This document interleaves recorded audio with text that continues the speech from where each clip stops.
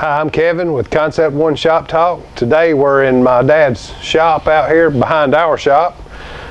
He's building a 69 Camaro with a LS3 with a Magnuson Heartbeat Supercharger, a 6-speed, 9-inch Ford rear end, wheelwood brakes. It's a Heights front end. It's a super nice car.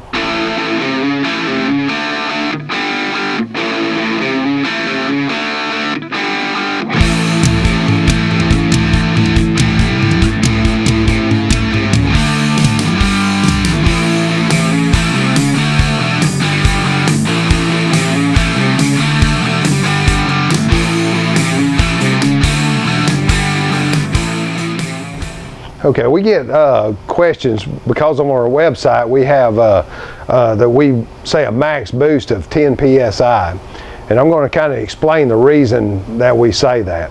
Now, as you see with our pulley system for superchargers, we run a single belt, so we have an 8-reel belt that drives the supercharger, the air conditioning compressor, water pump, alternator, power steering pump, and obviously the crank pulley is driving all that.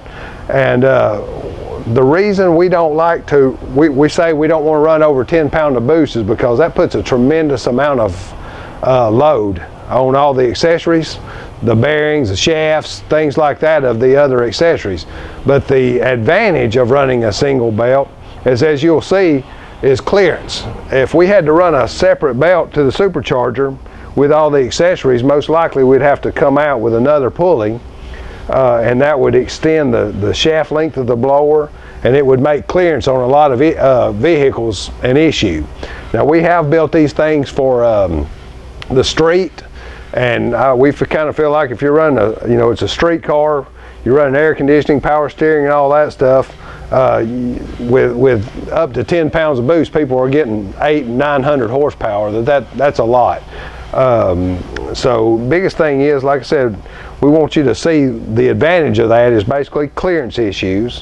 One other thing that we're limited by is an 8-reel belt is not really made to carry much more load than what we're recommending to carry here, because those belts will stretch. Like I said, we will show you some pictures, kind of look at the clearance.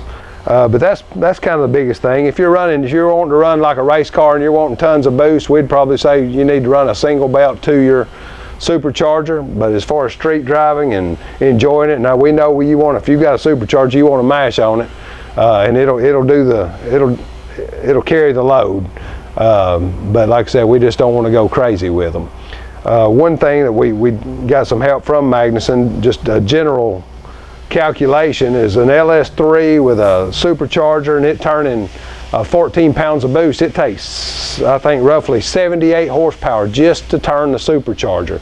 So you can imagine what kind of load that is on the belt and all these other accessories and bearings. So we want these things to give you plenty of power, but also last and go down the road and be something you can depend on.